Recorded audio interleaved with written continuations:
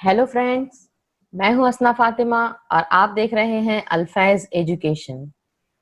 आज हम ग्रेविटेशन का पार्ट 3 डिस्कस करेंगे। प्रीवियस वीडियो में हमने ये तमाम पॉइंट डिस्कस कर चुके हैं, जिसमें हमने देखा था Newton's universal law of gravitation और उसके न्यूमेरिकल्स। आज के वीडियो में हम देखेंगे earth gravitational force, numericals, earth gravitational acceleration and variation in value of g. तो ये तमाम पॉइंट्स जो है वो सीबीएसई और महाराष्ट्र स्टेट बोर्ड के स्टूडेंट्स के लिए बहुत ही फायदेमंद है। तो इस वीडियो को बिना स्किप किए हुए एंड तक देखें और चैनल को लाइक, शेयर एंड सब्सक्राइब जरूर करें। तो आइए स्टार्ट करते हैं। The first bit is Earth's gravitational force. Earth's gravitational force समझने से पहले हम एक क्वेश्चन ले लेते हैं। Will the velocity of a stone thrown vertically upward remain constant or will it change with time? How will it change? Why doesn't the stone move up all the time? Why does it fall down after reaching a certain height? What does its maximum height depend on? यानी question क्या है कि एक stone है, stone को upward जब हम क्या करते हैं, फेंकते हैं, तो कौन सी चीजें कांस्टेंट रहेंगी और कौन सी चीजें टाइम के साथ चेंज होंगी, वो कितना ऊपर जाएगा और कितनी हाइट तक वो पहुंचेगा और उसकी मैक्सिमम हाइट किस पर डिपेंड है। ये तमाम पॉइंट्स को हम देखेंगे। The earth attract every object near it towards itself because of the gravitational force. कि अर्थ जो है एवरी ऑब्जेक्ट को अपने तरफ एक ग्रेविटेशनल फोर्स से अट्रैक्ट करती है। The centre of mass of the earth is situated at its centre. यहाँ पर हम देख सकते हैं कि every object on the earth it is attracted toward the centre because the center of mass of the earth it is situated at its center. So the gravitational force on any object due to earth is always directed towards the center of the earth. हर चीज को, any object को अर्थ अपने centre की तरफ जो है वो खींचती है और इसे हम ग्रेविटेशनल फोर्स कहते हैं। Because of the force an object for vertically downward on the earth, यही रीजन है जिसकी वजह से एवरी ऑब्जेक्ट जो है वो सेंटर की तरफ गिरता है। Similarly, when we throw a stone vertically upward, this force tries to pull it down and reduces its velocity.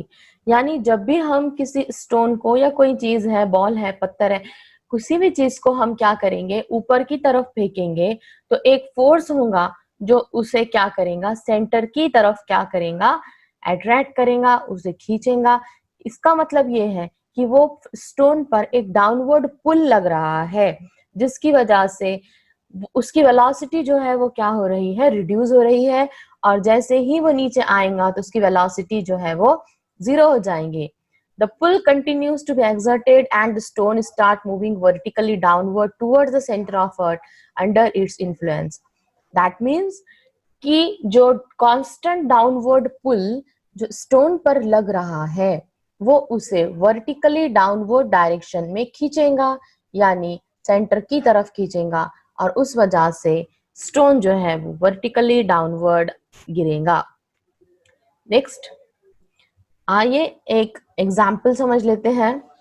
Calculate the gravitational force due to earth on Mahindra and this points are given. ये आपके Maharashtra state board की book का page number 7 पर जो example है वो दिया गया है। यहाँ पर है गिवन मास ऑफ अर्थ, मास अर्थ का है 6 × 10⁻24 kg, radius of earth 6.4 × 10⁻6 metre. अब यहाँ देखिए आप मीटर दिया हुआ है, कभी जब प्रॉब्लम्स आती है इसमें आर जो है रेडियस ऑफ अर्थ 6400 किलोमीटर इस तरीके से है, मगर जब हम एसआई यूनिट में कन्वर्ट करते हैं तो यहाँ पर है केजी, यहाँ पर है meter. Mahindra's mass 75 kg given and capital G यानी universal gravitational constant 6.67 × 10⁻11 newton meter square per kg square. These are the given. अब यहाँ पर हमें ग्रेविटेशनल फोर्स निकालना है ड्यू टू अर्थ, अर्थ की वजह से महिंद्रा पे। यानी ये क्वेश्चंस के अंदर जो है आप बस ये जो मास है इसको चेंज कर सकते हैं, आप खुद का भी मास यहाँ पर क्या है पुट कर सकते हैं। सपोज 75 यहाँ पर आपको दिया हुआ है तो 50 kg 40 kg जितना भी मास है या किसी भी ऑब्जेक्ट का मास यहाँ पर आप रखिए और इसकी वैल्यूज को चेंज करके न्यूमेरिकल्स की प्रैक्टिस करें। सो किस तरीके से सॉल्व करेंगे? Using the force law. Force law मतलब कौन सा है? Newton's gravitational law, universal gravitational law Newton का जो दिया था। The gravitational force on Mahendra due to earth is given by, formula है F is equal to G m1 m2 upon are square. जब भी आप बट न्यूमेरिकल्स करें तो मास ऑफ अर्थ को कैपिटल M से रिप्रेजेंट करें। अब यहाँ पर capital G m1 m2 upon are square, capital G की वैल्यू पुट करें 6.67 10⁻11 मास ऑफ महिंद्रा रख सकते थे पहले आप 75 और mass of earth 6 into 10⁻24 upon r 6.4 10⁻6 bracket square. जब हम ये पूरा सॉल्व करेंगे तो इसका आंसर हो जाएगा 733 न्यूटन। तो इस तरीके से आप gravitational force due to earth on any object निकाल सकते हैं। ये वैल्यूज कांस्टेंट रहेंगी, mass of earth constant, radius of earth constant and capital G constant. बस तो आप इस तरीके से भी कर सकते हो कि जो जी है, एम है और आर स्क्वायर है, इसको सॉल्व करके आप पहले ही क्या करें, इसका आंसर निकाल दें। और एग्जाम में अगर आप लोगों को जो मास दिया जाता है, जो भी मास है 75 बोलो 30 बोलो 40 बोलो, उससे आप अगर डायरेक्टली भी मल्टीप्लाई कर देंगे तो फाइनल आंसर आप लोगों को आ जाएगा। तो ये थी आज की short trick. Next, do you know, यहाँ पर आपको लो एंड हाई टाइड्स के बारे में दिया गया है। You must be knowing about the high and low tides occur regularly in the sea. The level of the sea water at any given location along the seashore increases and decreases twice a day at regular interval. यानी यहाँ पर हमें बताया जा रहा है कि seashore पर जो है water level at regular interval से इंक्रीज होता है और डिक्रीज होता है। जब वो बढ़ जाएगा उसे हम हाई टाइड्स कहेंगे, कम हो जाएगा उसे हम लो टाइड्स कहेंगे। और ये जो high tides and low tides है, इसका रीजन क्या है? इसका रीजन है कि जो सी वाटर है उसके ऊपर जो ग्रेविटेशनल फोर्स एक्सर्ट हो रहा है, किसका? मून का। तो इस वजह से वाटर के अंदर जो है वो हाई एंड लो टाइड्स जो है वो आती है। इस तरह से आप यहाँ पर देख सकते हैं, हाई टाइड्स है, these are the low tides, low tide high tide. तो यहाँ पर आप लोग देख सकते हैं कि gravitational force exerted by the moon causes the high and low tides. Next देखेंगे हम अर्थ ग्रेविटेशनल एक्सेलरेशन, या इसे एक्सेलरेशन ड्यू टू ग्रेविटी, या सिंपली हम इसे ग्रेविटी भी कहते हैं, जिसे हम स्मॉल जी से रिप्रेजेंट करते हैं। अब यहाँ पर जो वर्ड आप लोगों को एक्सेलरेशन नजर आ रहा है, ये एक्सेलरेशन आप सभी को पता है। एक्सेलरेशन वर्ड आया है एक्सेलरेट करना। जिस तरीके से एक बाइक होती है और अगर आप उसे क्या कर रहे हैं, उसकी वेलोसिटी को इंक्रीज कर रहे हैं, दैट मीन्स हम उसे क्या कर रहे हैं, एक्सेलरेट कर रहे हैं। एक्सेलरेट करना मीन्स वेलोसिटी को क्या करना, इंक्रीज करना। जैसा कि एक्सेलरेशन का फॉर्मूला है change in velocity upon time, final minus initial upon T, it is v minus u upon T. ये एक्सेलरेशन का पार्ट आपने जो है मोशन टाइप्स ऑफ मोशन में देख चुके हैं, displacement, distance, velocity, speed, acceleration, retardation, deceleration, तमाम चीजें हमने देख चुके हैं। तो एक्सेलरेशन तो लग रहा है, मगर ये एक्सेलरेशन जो है वो अर्थ ग्रेविटेशनल एक्सेलरेशन है। तो क्या होता है? The earth exert gravitational force on object near it. Earth जो है हर ऑब्जेक्ट पर एक ग्रेविटेशनल फोर्स एक्सर्ट कर रही है। जब प्रीवियस पार्ट में हमने देखा कि हर चीज अर्थ के सेंटर की तरफ जो है वो क्या हो रही है, जा रही है। According to Newton second law of motion, a force acting on a body result in acceleration. What is Newton's second law? F is equals to m a. फॉर्मूले में देखिए F यानी फोर्स, M यानी मास, A यानी acceleration. तो जो force लग रहा है बॉडी पर, उसके ऊपर जो है वो एक्सेलरेशन लगेगा। Thus, the gravitational force due to Earth on a body result in acceleration। यानी कि सपोज एक बॉल है, इसको हमने क्या कर दिए थे, ऊपर फेंके थे। ऊपर जैसे ही हम इसे फेंक रहे हैं, एक ग्रेविटेशनल फोर्स इसे अट्रैक्ट कर रहा है, और ये ग्रेविटेशनल फोर्स की वजह से ये बॉल का एक मास है, m मास है। और जब हम इसे फोर्स लगा रहे हैं तो F और m आ गया। इसका मतलब ये कि बॉल को ये अर्थ अपनी तरफ खींच रही है। जब वो खींचेंगी तो एक्सेलरेशन क्या होगा, इस पे अप्लाई होगा, और इस वजह से ये जो बॉल है ये अर्थ की तरफ आएगा। तो अर्थ ने जो एक्सेलरेशन लगाया है, ये एक्सेलरेशन को हम कहेंगे acceleration due to gravity, and it is denoted by g। इसे स्मॉल g से रिप्रेजेंट करते हैं। अब आप जानते हैं एक्सेलरेशन कौन सी क्वांटिटी है, it is a vector quantity. Vector quantity that means it has magnitude as well as direction, यानी इसे मैग्नीट्यूड भी होगा, वैल्यू भी होंगी, और इसे डायरेक्शन भी होगा। इसे हम क्या कहते हैं, वेक्टर क्वांटिटी। और वो क्वांटिटी जिसे सिर्फ मैग्नीट्यूड होता है, डायरेक्शन नहीं होता, इसे हम स्केलर कहते हैं। As the gravitational force on any object due to the earth is directed towards the center of the earth, the direction of acceleration due to gravity is also directed towards the center of the earth। यानी ये gravitational force object को अर्थ की तरफ खींच रहा है। इसका मतलब ये हो गया कि वो चीज सेंटर ऑफ अर्थ की तरफ जा रही है, यानी एक्सेलरेशन ड्यू टू ग्रेविटी की डायरेक्शन भी towards the centre of earth होगी, यानी वर्टिकली डाउनवर्ड डायरेक्शन। तो ये थे स्मॉल g के points.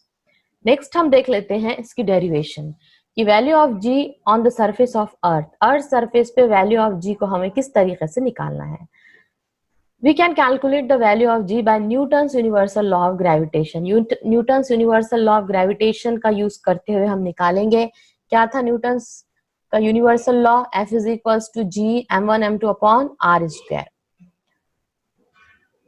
An object of mass m is situated at a distance r from the center of earth। Suppose कीजिए कि अर्थ है, अर्थ से r डिस्टेंस पर एक ऑब्जेक्ट है जिसका मास है m। तो कैसे निकालोगे, तो F is equals to g mm upon r square. ये हो गया न्यूटन्स यूनिवर्सल लॉ। अब जो भी ऑब्जेक्ट है वो अर्थ के ऊपर सिचुएटेड है, जमीन पर वो रखा हुआ है, अर्थ पे रखा हुआ है। दैट मीन्स वो एक फोर्स अर्थ पे एक्सर्ट कर रहा है। आप अपनी ही एग्जांपल ले लें कि हम अर्थ सरफेस पर है, हम अर्थ के ऊपर फोर्स एक्सर्ट कर रहे हैं।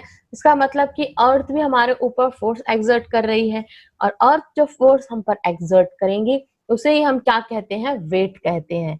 और वेट का फॉर्मूला होता है mg, mass into gravity.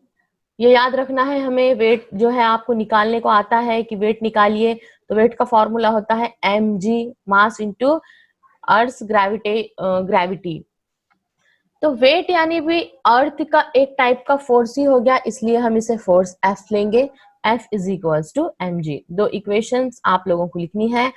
First is universal gravitational law, F is equals to gm upon r square, and second is force और weight is equals to mg। जब हम दोनों इक्वेशंस को देखेंगे तो इसका left hand side F is equal है, that means right hand side भी क्या है, इक्वल है। तो दोनों को हम क्या करें, कंपेयर करें। mg that is mg is equals to gm upon r square. लिख दें हम इसे। This small m get cancel, m get cancel, the remaining part is small g is equals to capital G capital M upon r square। small g is equals to gm upon r square। अगर r distance बहुत ही ज्यादा छोटा है तो हम small r की जगह पे कैपिटल R भी क्या है, ले सकते हैं। तो कैपिटल R यहाँ पर जो है वो है अपना रेडियस ऑफ अर्थ। तो फॉर्मूला जो है स्मॉल g का बन चुका है, g is equals to gm upon r square. अब यहाँ पर हम स्मॉल जी की वैल्यू अर्थ के लिए निकालेंगे। कैपिटल जी की value universal gravitational constant 6.67 into 10⁻11, mass of earth 6 into 10⁻24 kg and radius of earth is 6.4 into 10⁻6 whole square। जब हम इसे सॉल्व करते हैं तो ये वैल्यू आ जाती है 9.77 मीटर पर सेकंड स्क्वायर। यूनिट याद रखना है कि ऐसा यूनिट जो है एक्सेलरेशन का मीटर पर सेकंड स्क्वायर होता है। स्मॉल जी भी एक्सेलरेशन ड्यू टू ग्रेविटी ही है, इस वजह से इसका यूनिट मीटर पर सेकंड स्क्वायर होगा। तो स्मॉल जी की वैल्यू 9.77 मीटर पर सेकंड स्क्वायर। लेकिन प्रॉब्लम्स में जब हम हमारी कन्वेनियंस के लिए स्मॉल जी की वैल्यू लेते हैं तो हम 9.8 लेते हैं। इट इज 9.8 मीटर पर सेकंड स्क्वायर। तो जैसे ही हम यहाँ पर देखेंगे कि जो फॉर्मूला हमारे पास आ चुका है वो है small g is equals to gm/r²। This acceleration it depends only the mass and radius of earth. सिर्फ अर्थ के मास पे और अर्थ के रेडियस पर ही डिपेंड है, ये स्मॉल m पर डिपेंड नहीं है। यानी कि small g acceleration due to gravity any object पर सेम होती है। ऑल ऑब्जेक्ट्स गिवन सरफेस पर जितने भी हैं, चाहे उसका मास कम हो ज्यादा हो, उस पर स्मॉल जी डिपेंड नहीं है। स्मॉल जी की वैल्यू 9.8 एवरी ऑब्जेक्ट के लिए सेम होंगी। नेक्स्ट हम देखते हैं variation in value of g. Small g की वैल्यू किस तरीके से चेंज होती है, हमें तीन चीजें देखनी है।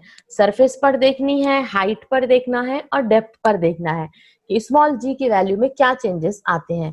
तो सबसे पहले हम देखेंगे change along the surface of earth. Earth surface पे हमें देखेंगे will the value of g will be same everywhere on the surface of earth. क्या स्मॉल जी की वैल्यू अर्थ सरफेस पर सेम होगी? आंसर है नहीं, no. The reason is that the shape of the earth is not exactly spherical and so the distance of a point on the surface of the earth from its center differ somewhat from place to place। क्या मतलब हो चुका है कि अर्थ जो है वो complete sphere नहीं है। It is not sphere, it is actually a spheroid, या हम इसे ऑब्लेट स्फेरॉइड भी कह सकते हैं। जिस तरीके से एग होता है उस शेप की होती है। तो यहाँ पर हम देखेंगे कि ये जो है इसका जो सरफेस है ये पोल्स है। ये हो गया नॉर्थ पोल, ये है इसके साउथ पोल एंड दोनों साइड जो है वो है इसका इक्वेटर। अब हमें निकालना है स्मॉल जी की वैल्यू। जैसे हमने प्रीवियस देखा है 9.77 आ रही थी सरफेस पर, मगर पोल पर और इक्वेटर पे इसकी वैल्यू हो जाएगी चेंज। अब यहाँ पर हम फॉर्मूला देख सकते हैं small g is equals to gm/r²। इसका मतलब आप समझ लीजिए कि if we increases the r then the value of g decreases and if we decreases the value of r then small g increases। that means small g and r inversely proportional। r कम होगा g बढ़ेगा, r बढ़ जाएगा g कम होगा। अब यहाँ पर हम देख सकते हैं सपोज ये हो गया है सेंटर। सेंटर से जब हम पोल का डिस्टेंस लेंगे तो ये डिस्टेंस क्या है? कम है। पोल का डिस्टेंस जो है वो कम है। पोल का डिस्टेंस कम हो गया, आर कम हो गया, यानी जी की वैल्यू जो है वो क्या हो चुकी है? बढ़ चुकी है। यानी पोल पर जी की वैल्यू ज्यादा होती है। The value of the g is highest at poles और पोल पर वैल्यू ऑफ जी होती है 9.832 मीटर पर सेकंड स्क्वायर। बट जैसे ही हम इक्वेटर के पॉइंट को डिस्कस करेंगे, ये है सेंटर। सेंटर से इक्वेटर का जो डिस्टेंस है वो इसकी वैल्यू है ज्यादा है, यानी कि इक्वेटर का डिस्टेंस ज्यादा है, इस वजह से स्मॉल जी की वैल्यू जो है वो कम है। यानी कि इक्वेटर पर स्मॉल जी की वैल्यू लो होती है, लोवेस्ट होती है और वो है 9.78 मीटर पर second square at equator. I hope आपको एक कॉन्सेप्ट समझ में आ चुका होगा कि पोल पर वैल्यू ज्यादा क्यों है और इक्वेटर पे वैल्यू कम क्यों है। क्योंकि पोल का जो डिस्टेंस है वो कम है, इस वजह से स्मॉल जी की वैल्यू पोल्स पर highest 9.832। Similarly the distance of the equator from the center of the earth it is low, so it is high, sorry, So the distance, the value of small g at equator is 9.78 metre पर second square. ये दोनों values exam point of view से आपको बहुत ही ज्यादा important है। Next हम देखेंगे चेंज विथ हाइट, यानी कि हाइट को हम चेंज करेंगे तो स्मॉल जी पर उसका क्या इफेक्ट होता है।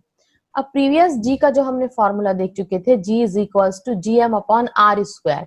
अब आर से हमें उसमें हाइट को क्या करना है, ऐड करना है। तो फॉर्मूला बन जाएगा g is equals to G M upon R plus H whole square. Place is given, height given and the changes in the value of the g at the surface of earth. Surface पर है, कोई height पर नहीं लेकर गए हैं, height 0, small g की value 9.8। Mount Everest पर हाइट 8.8, स्मॉल जी की वैल्यू में चेंजेस नहीं आते हैं, 9.8। Maximum height reached by man made balloon, man made balloon के थ्रू जो हाइट है वो 36.6 किलोमीटर गिवन, स्मॉल जी की वैल्यू डिक्रीज हो गई है 9.77। टिपिकल वेदर सैटेलाइट है, हाइट 400 किलोमीटर, स्मॉल जी की वैल्यू है 8.7, डिक्रीज हो गई है। And height of communication satellite 35700 kilometre, या आप 3600 किलोमीटर भी कह सकते हैं। सैटेलाइट है, कम्युनिकेशन सैटेलाइट, एक बहुत ही ज्यादा हाइट पर पहुंच चुका है, ग्रेविटी 0.225 और 0 हम ले सकते हैं। यानी यहाँ पर जो कम्युनिकेशन सैटेलाइट है, यहाँ पर वेटलेसनेस कंडीशन हो जाएंगी, यानी स्मॉल जी की वैल्यू जब 0 हो जाती है तो वेट एस्ट्रोनॉट को 0 फील होता है। ये पार्ट हम नेक्स्ट वीडियो में डिस्कस करेंगे। नेक्स्ट हमें देखना है चेंज विथ डेप्थ। हम अर्थ के पहले हमने फर्स्ट पॉइंट में सरफेस पर डिस्कस कर चुका है, सेकेंड हाइट पे देख चुके हैं, अब थर्ड हम देखेंगे डेप्थ में, यानी हमें अर्थ के डेप्थ में जाना है। यहाँ ये हो गया है सरफेस, इसके हमें कहाँ जाना है, डेप्थ में जाना है। तो वैल्यू में क्या चेंज होगा ये देखेंगे। तो आइए देखते हैं इसकी वैल्यू जो है वो डेप्थ के साथ डिक्रीज क्यों हो रही है। टू फिगर्स यहाँ पर दिए गए हैं। This is the surface of earth. As we go deep inside the earth surface, जैसे ही हम जो है वो अंदर की तरफ जा रहे हैं, that means distance D it is increases. ये डिस्टेंस डी जो है वो इंक्रीज हो रहा है। अगर डिस्टेंस डी इंक्रीज होगा तो जी की वैल्यू क्या होनी चाहिए, डिक्रीज होनी चाहिए। किस तरीके से हम यहाँ पर देखते हैं कि जैसे ही हम क्या कर रहे हैं, अंदर की तरफ जा रहे हैं, डेप्थ इसमें बढ़ रही है, तो ये जो टोटल मास अर्थ का, ये मास भी क्या हो रहा है, डिक्रीज हो रहा है। यहाँ पर अभी इतना पार्ट हमारे जो है वो इफेक्टिव नहीं है, इतना ही पार्ट अर्थ का जो है हमें कंसिडर करना होगा। तो यहाँ पर मास की वैल्यू भी क्या हो रही है, डिक्रीज हो रही है। मास की वैल्यू डिक्रीज होगी तो जी की वैल्यू भी ऑटोमेटिकली जो है वो डिक्रीज होगी। और इसे अच्छे से समझते हैं, यहाँ पर डीप जाने पर कैपिटल आर ये टोटल रेडियस ऑफ अर्थ था, ये है स्मॉल डी। अब हम स्मॉल डी इतना पार्ट हम अंदर जा चुके हैं, जाने पर क्या होगा कि ये जो मास ऑफ अर्थ है ये हो गया है और डिक्रीज। ये इसके और इसके कंपैरिजन में हम देख सकते हैं कि मास जब क्या हो गया है, अर्थ का डिक्रीज हो गया है। तो डेप्थ में जाने से मास की वैल्यू डिक्रीज हो जाती है। अगर हम डेप्थ को इंक्रीज करेंगे तो ऑटोमेटिकली उसका मास जो है वो डिक्रीज हो जाएगा और ओवरऑल जी की वैल्यू जो है वो डिक्रीज हो जाएंगी। नेक्स्ट हम देखते हैं, every planet and satellite has different mass and radius. हर एक प्लैनेट और सैटेलाइट का मास एंड रेडियस डिफरेंट होता है। The values of the g on their surfaces are different. Earth पर, मून पर, प्लैनेट्स पर हर जगह स्मॉल जी की वैल्यू डिफरेंट होती है। तो एग्जाम पॉइंट ऑफ व्यू से ये पॉइंट बहुत ही ज्यादा इंपॉर्टेंट है। On the moon it is about 1/6 of the value of the earth. Acceleration due to gravity at the surface of moon is equals to acceleration due to gravity at earth upon 6।